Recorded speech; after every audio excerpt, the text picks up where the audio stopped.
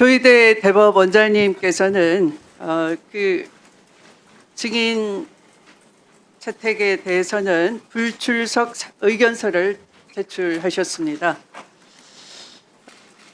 의원님들께서는 참고해 주시기 바랍니다. 불출석 요구에 대한 의견서를 참고해 주시기 바랍니다. 그래서 다음은 증인 선서를 받는 순서입니다만 이를 뒤로 미루고 우선 조희대 대법원장님에 대한 질의와 응답을 진행하는데 아까 제가 모두에 말씀드린 것처럼 질의는 총 7분의 의원님들께서 하시되 민주당 3분, 국민의힘 3분, 그리고 비교섭 단체 1분 의원님이 질의하시도록 하겠습니다. 질의 시간은 총 7분으로 하겠습니다.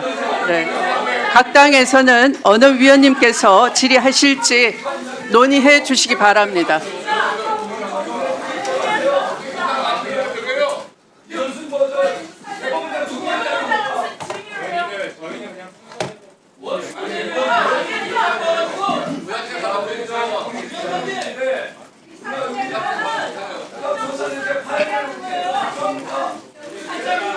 네.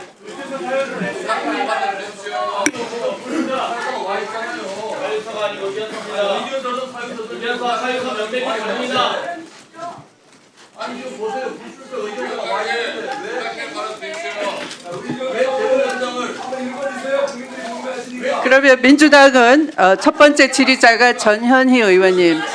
네, 그러면 자 전현희 의원님 질의해 주시기 바랍니다.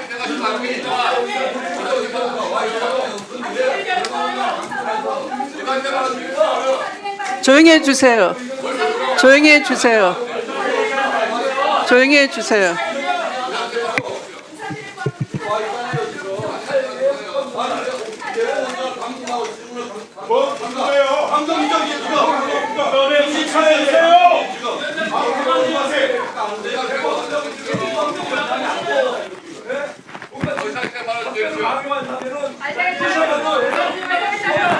앉으세요. 앉으세요. 앉아주세요.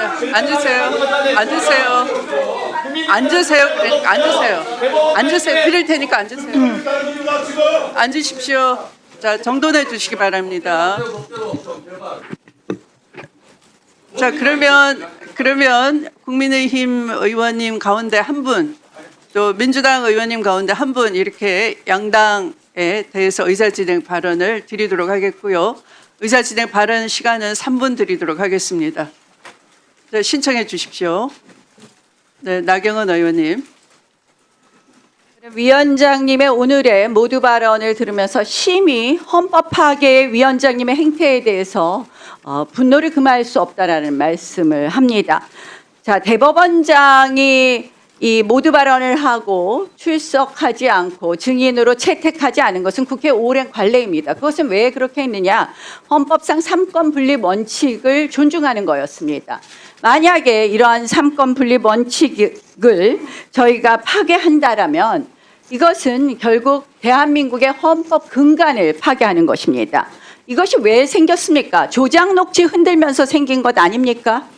그런데 조작 녹취에 관련된 증인, 열린공감TV 증인은 채택도 하지 않고 있습니다. 이거 왜 하고 있습니까? 대통령 무죄 만들기 아닙니까?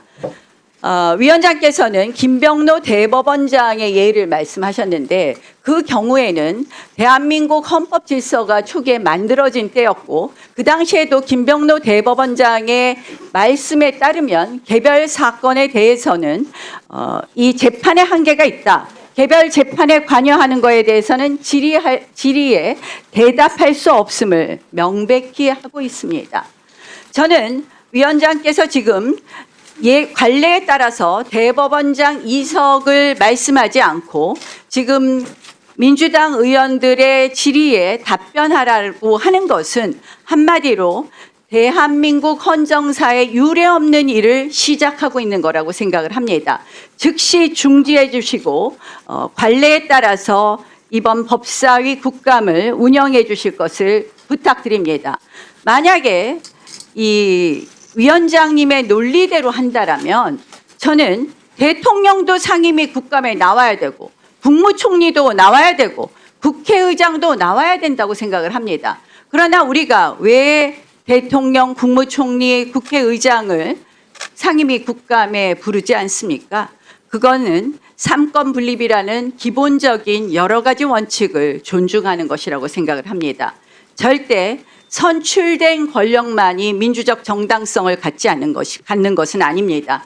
저희는 선출된 권력이지만 헌법적 권력에 의해서 민주적 정당성을 갖는 사법부를 함께 존중해 주실 것을 부탁드리고, 오늘 국회 법사위에서 이 헌정사상 전대미문에 기괴한 국감을 진행하시지 말 것을 다시 한번 촉구합니다.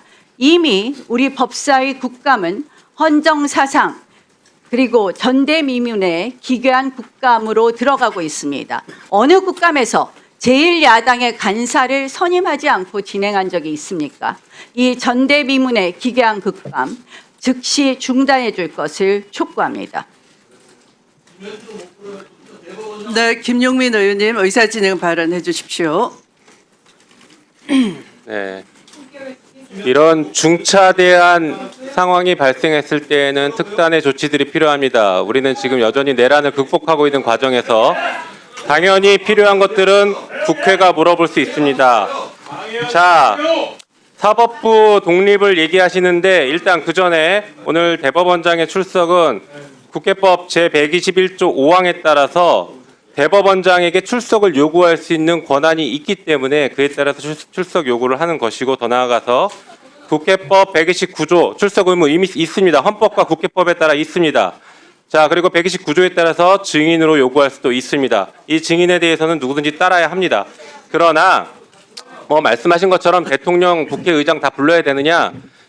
보십시오. 이렇게 중대한 상황이 발생했지 않습니까? 대법원의 전원합의체 판결이 대선에 개입했다라는 이 의혹이 너무나 크게 제기되고 있기 때문에 당연히 불러야겠죠.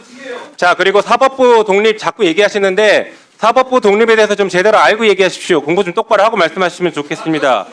독일 연방헌법재판소에서는 이렇게 얘기합니다. 사법부 독립이라는 것은 절대적 보장이 아니라 가능한 최선으로 실현해야 할 헌법적 요청이라고 하고 있고, 유럽 연합사법재판소와 유럽 인권재판소 역시 법관의 인적 독립에 대해서는 절대적으로 보장되는 것이 아니라 정당하고 중대한 이유와 비례 원칙 준수하에 제한이 가능하다라고 이미 이렇게 얘기하고 있습니다. 독일과 유럽은 사법부 독립이 절대적이지 않고 한계가 있다라고 분명히 제시하고 있습니다. 그리고 지금 사법부 독립 얘기하시면서 진행 중인 사건에 대해서 한다라고 얘기하는데, 저희가 사건 본질을 들여다보는 것이 아니라 사건이 왜 그렇게 빠르게 무리하게 진행됐는지를 들여다보는 것입니다. 설사 내용의 일부 얘기가 있다고 하더라도 이 사건 확정 사실상 끝난 사건입니다. 대법원에선 이미 들어보십시오. 대법원에선 이미 판결 끝났습니다. 전원합의체 판결했고, 파기환송심은 대법원 전원합의체 판결의 기속력을 갖기 때문에 대법원의 결론과 다른 판단을 내릴 수가 없습니다. 사실상 종결된 사안 아니겠습니까? 자, 그리고 우리 대법원장께서는 오늘 인사 말씀이 이렇게 얘기했죠. 자신의 재판과 관련하여 무한 책임을 지는 것이다라고 했는데, 법관이 무한 책임을 지는 방식이 무엇이겠습니까? 단 한 번도 법관은 무한 책임 져본 적이 없습니다. 그러니 최소한의 책임은 국회에서 국민들의 대표인 국회의원들이 국민들을 대신해서 이 중차대한 사건, 왜 대법원이 대선에 개입했는지 이런 것들에 대해서 질문을 하면 거기에 대해서 답할 의무가 있고, 그것이 최소한의 책임을 지는 것입니다. 자, 대선 개입했는지에 대해서 국힘은 계속 가짜라고 하지만 날짜와 사실상 대선에 개입됐던 것은 누구나 모든 국민이 다 아는 것입니다. 그리고 대법원장이 사퇴해야 된다는 것은